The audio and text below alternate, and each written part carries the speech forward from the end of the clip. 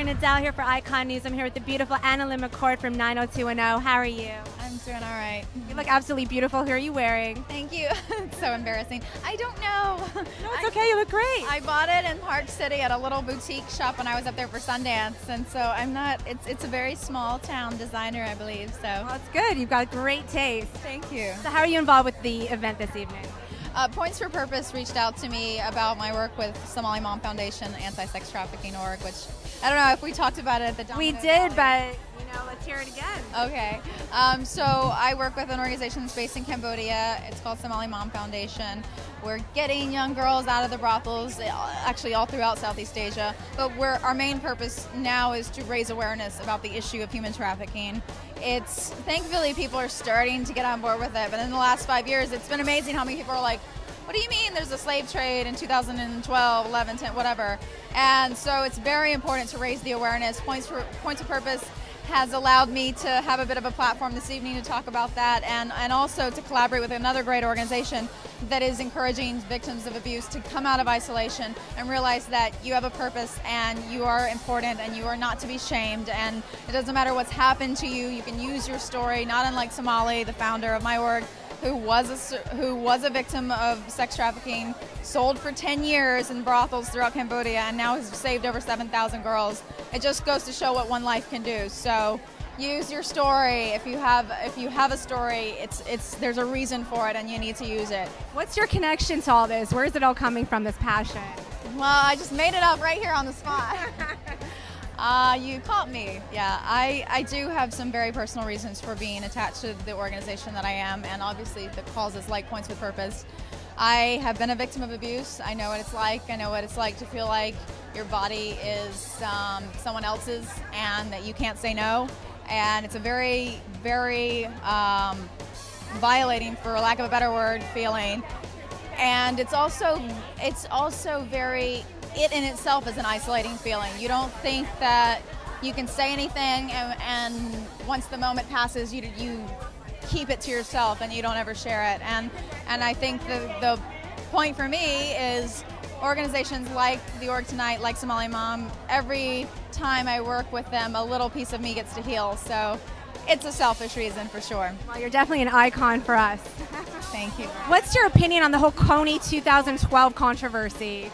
Well, you know, it's interesting. I lobbied with those guys in Washington, D.C. when we were trying to get the bill passed back in 2009. And I think that, you know, obviously what happened is very unfortunate. But people have to realize I'm certain that Jason knew that he was, you know, putting together this film and that it was gonna get a lot of light. I don't know if he thought that 100 million viewers would be seeing this video and the impact that's been had would be had. And that's heavy. It's heavy, and it's heavy for anyone to deal with. Instant fame, instant, you know, people coming at you like, you know, he had some negative flack about it. I'm certain that dealing with that was difficult. And exhaustion, delirium, people who don't know about what actually was going on with him mentally, exhaustion, delirium, malnutrition. These things have happened to me when I was in Cambodia.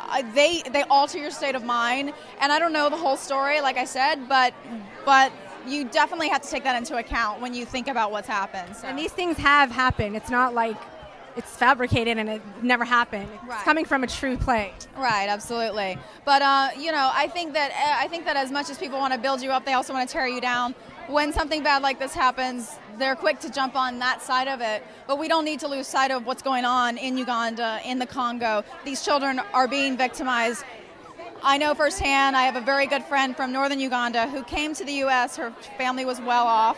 Came to the U.S. to study. Didn't learn about the victims in southern. She's from southern Uganda. She didn't learn about the victims in northern Uganda until she came to America.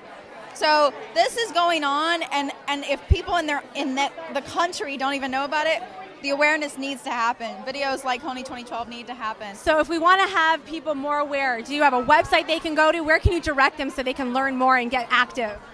About Somali Mom Foundation? Anything, everything. Somali.org, www.somali.org. Excellent. And on a happier note, 90210, how is it working with the cast and your role and all of that?